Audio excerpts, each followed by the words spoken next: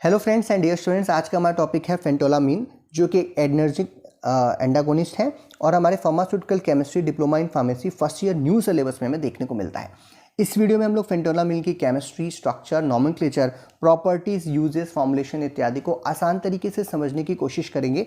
मैं हूं डॉक्टर प्रजनेश शुक्ला। चलिए शुरू करते हैं। तो सबसे पहले हम बात करेंगे फेंटोलामीन की केमिस्ट्री, स्ट्रक्चर और नॉमेनक्लेचर की।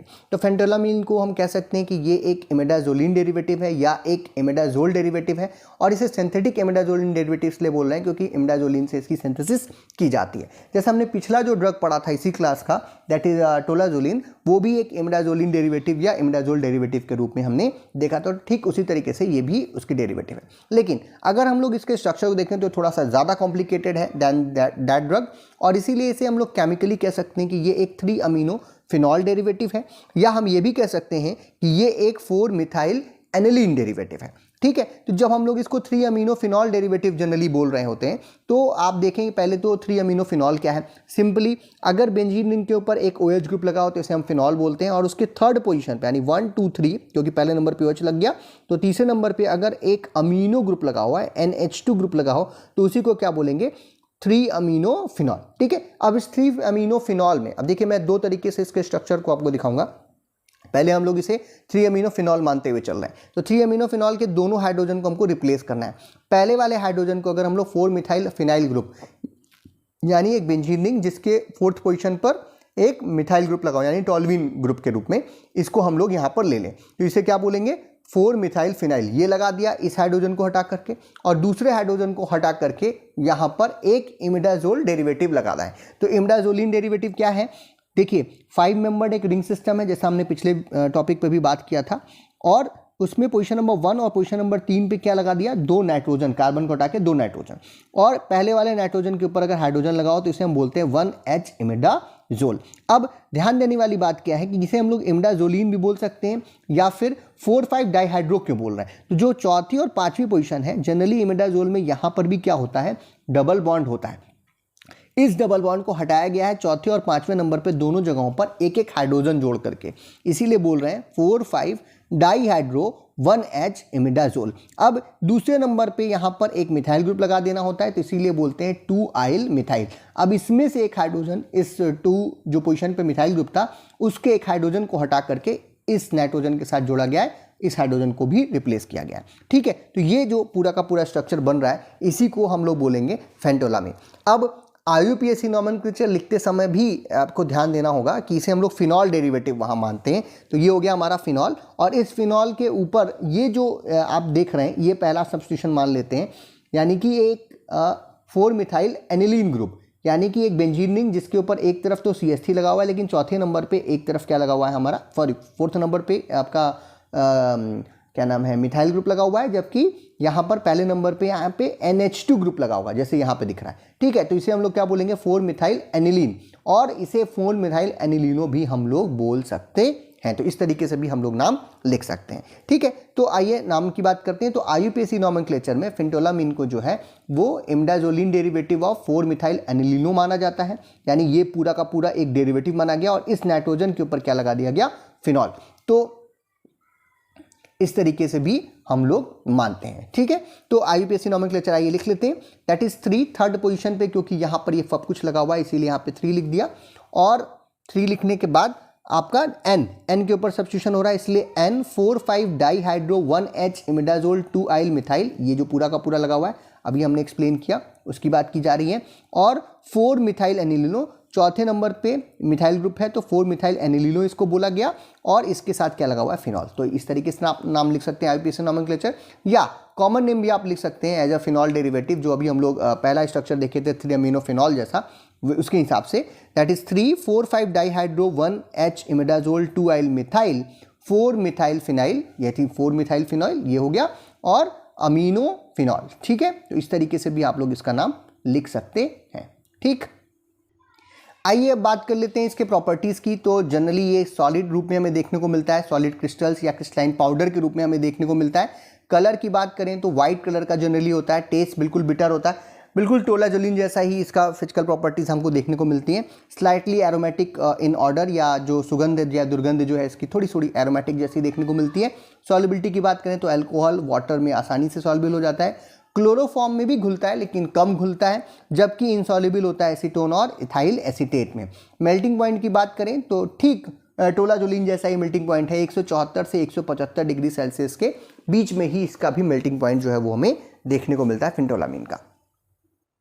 अब बात करते हैं यूजेस की, तो ये भी एक एडर्जिक एंटागोनिस्ट है या फिर एडर्जिक ब्लॉकर एजेंट है। हम लोगों ने टोलाजोलिन पढ़ते समय देखा था कि एडर्जिक एंटागोनिस्ट या एडर्जिक ब्लॉकर्स वो एजेंट होते हैं जो कि एडर्जिक रिसेप्टर्स खास करके अल्फा एंड बीटा रिसेप्टर्स पे एड्रेनलिन या एपिनेफ्रिन इत्यादि को बाइंड होने से, दोनों सेम ही चीज़ है, उसको बाइंड होने से रोकते हैं या उसके सिक्रीशन होने से रोकते हैं, जिसकी वजह से आपका जो एड्रेनलिन के इफेक्ट्स हैं वो क्या हो जाते हैं, कम हो जाते हैं बॉडी में। तो ये जो हमारी ड्रग है फेंटोलामीन, ये जनरली जो है वो एक अल्फा 1 और अल्फा 2 दोनों पे एक्शन शो करती है, यानी अल्फा और दो बीटा, दो तरीके के रिसेप्टर्स हमने बताए। तो अल्फा जो दो तरीके के हैं, अल्फा 1 और अल्फा 2 दोनों पर ही ये काम करती है, जबकि टोलाजोलिन जो थी वो हमारी सिर्फ अल्फा 1 पे काम कर रही थी। तो ये एक एडर्जिक एंटागोनिस्ट है, इसीलिए पेरिफेरल जो वैस्कुलर रेसिस्टेंस है या जो आपका ब्लड प्रेशर है, हाइपरटेंशन है, उसको कम करने के काम में आती है।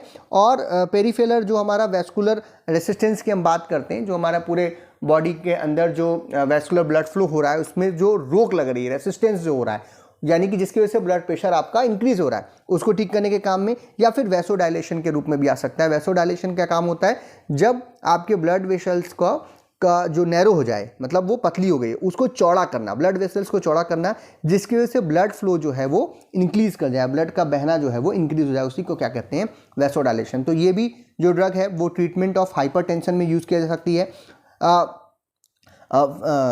फेनकोक्रोमैटोसाइटोमा जो कि एक कैंसर है, जनरली ये जो कैंसर है वो हमें देखने को मिलता है जो एड्रेनल ग्लैंड्स होते हैं उनके ऊपर। एड्रेनल ग्लैंड्स में कैंसर या ट्यूमर के रूप में आप कह सकते हो, जनरली ट्यूमर बोल सकते हैं आप, वो होता है जिसकी वजह से सिक्रीशंस जो हैं वो एड्रेनल ग्लैंड्स के हार्मोनल सिक्रीशंस वो इंक्रीज हो जाते हैं, जिसकी वजह से आपका जो प्रॉब्लम क्या आती है कि लोगों को सर दर्द लगातार बना रहता है, ब्लड प्रेशर काफ़ी हाई होता है, उनको पैनिक अटैक्स आते हैं, या फिर उनकी स्वेटिंग या पसीना इत्यादि बहुत ज़्यादा निकलने लगता है। तो उस कंडीशन को हम लोग फेंकोमा साइटोमा के नाम से हम लोग उसको जानते हैं। तो इसके ट्रीटमेंट में जो है वो हमारे फेंटोलामीन जो है वो यूज़ की जाती है। नेक्स्ट, इम्पोटेंसी में भी यूज़ की जाती है अदर ड्रग्स के साथ। कुछ लोगों को जो प्रॉब्लम आ रही है, सेक्सुअल प्रॉब्लम्स जो आ रही हैं, उनको ठीक करने के लिए जो है इरेक्टाइल डिसफंक्शन इत्यादि को ठीक करने के लिए, लेकिन और भी ड्रग्स के साथ मिला करके देने पे होता है। रेनाउड सिंड्रोम हम लोग ने पिछले वीडियो में भी डिस्कस किया था, जब कोई व्यक्ति किसी बहुत ही एक्सट्रीम कोल्ड कंडीशन या ठंडी जगह पे चला जाता है या ठंडे से उसका मतलब एक्सपोजर होता है, तो जो वेसल्स हैं, ब्लड वेसल्स हैं, जो स्मॉल ब्लड वेसल्स हैं, उनमें स्वेलिंग आ जाती है, उसमें आपका इन्फ्लामेशन हो जाता है, जिसकी वजह से ब्लड की सप्लाई रुक जाती है और जो स्किन है उसका कलर इत्यादि जो है बदल जाता है, और उस जगह पे ऐसा लगता है व्यक्ति को कि सुन्न हो गया है और वो काम नहीं कर रहा, उंगली इत्यादि काम इत्यादि नहीं कर रही। तो उसी को हम लोग बोलते हैं रेनाइड सिंड्रोम्स। या फिर पेरिफेरल वैस्कुलर डिसीज़, जो कि एक कॉमन डिसीजेज हैं जिसमें बहुत सारी बातें हम लोगों ने की थी, जिसमें सिंपली हम लोग कहें तो जो ब्लड वेसल्स होती हैं वो नैरो हो जाती हैं, पतली हो जाती हैं, जिसकी वजह से ब्लड फ्लो जो है वो लिम्स इत्यादि आपके हाथ पैर की तरफ बहना कम हो जाता है और आपको ढेर सारा हाइपरटेंशन जैसी चीज़ें जो है वो देखने को मिलती हैं। तो उसी को हम लोग बोलते हैं पेरिफेरल वैस्कुलर डिसीज। तो जो भी टोलाजोलिन जिन चीज़ों में काम में आ रही थी, उन सभी जगहों पर फेंटोलामीन भी जो है हमारी काम आ सकती है। नेक्स्ट, तो यानी पिछला वीडियो काफ़ी इंपॉर्टेंट था, वो आप देखिएगा, बहुत ही उसमें हम लोगों ने डिटेल किया था यूजेस का पार्ट में आकर के। तो जो स्टेबिलिटी और स्टोरेज की बात करते हैं, तो जनरली ये जो है ज़्यादा दिन तक स्टेबल नहीं रहती है ड्रग, जनरली 1 वीक या 1 महीने के लिए हम लोग इसको स्टोर कर पाते हैं। तो इसीलिए इसको जब भी स्टोर करना हो तो इसे जो स्टोरेज कंडीशंस हैं, जैसे कि टेम्परेचर इत्यादि या रेफ्रिजरेटर में रखना है, तो उसके अंदर जब आप रखोगे तभी ये स्टेबल हो पाती है। इसको स्टोर करने का है कि रूम टेम्परेचर पे, कंट्रोल्ड रूम टेम्परेचर पे 15 से 30 डिग्री के बीच में, इसी टेम्परेचर के अंदर आप इसको स्टोर करेंगे तो ज़्यादा दिन तक आपके साथ रहती है। और इसे अगर लोअर टेम्परेचर पे, रेफ्रिजरेटर लगभग 4 डिग्री सेल्सियस पे अगर इसे हम लोग रखते हैं, थोड़ा लॉन्गर पीरियड, जैसे 1 वीक के लिए रखना है, 2 महीने, 6 महीने तक ही हम लोग इसको स्टोर कर पाते हैं। लेकिन तब आपको रेफ्रिजरेटर में कंट्रोल्ड वे में 4 डिग्री सेल्सियस के बीच में इसको रखना पड़ेगा, यानी रेफ्रिजरेटर में रख करके थोड़ा लंबे समय तक स्टोर किया जा सकता है इसके इंजेक्शन को। जनरली जो फार्मास्यूटिकल फॉर्मुलेशंस की बात करें तो फेंटोलामीन जो है वो हमारा इंजेक्शन के रूप में देखने को मिलता है। स्पेलिंग में कुछ गड़बड़ी हो गई है, इसको ठीक कर लिया जाए, यहाँ H लगा लीजिएगा, ठीक है, तो ये फेंटोलामीन हो जाएगा। तो फेंटोलामीन जो है इंजेक्शन के रूप में देखने को मिलता है यूनाइटेड स्टेट्स फार्माकोपिया में। जनरली ब्रांड नेम्स की बात करें तो बहुत ज़्यादा कंपनियां तो नहीं बनाती, लेकिन कुछ कंपनियों का जो इंजेक्शन है वो इजीली अवेलेबल है आपके आसपास, जैसे कि फेंटोसॉल इंजेक्शन के रूप में एसजी फार्मास्यूटिकल्स बनाती हैं। फेंटेनॉर इंजेक्शन के रूप में आता है समर्थ फार्मा के रूप में। फेंटोसॉल इंजेक्शन जो है वो भी एसजी फार्मा के रूप में आता है, एसजी फार्मा जो कंपनी वही बनाती है। कुछ अदर ब्रांड्स हैं, जैसे कि बहुत ही फेमस इंटरनेशनल ब्रांड है डोजिटीन, इस नाम से तो आप सर्च करोगे तो फेंटोलामीन ही आपको देखने को मिलेगा, इतना फेमस है ये।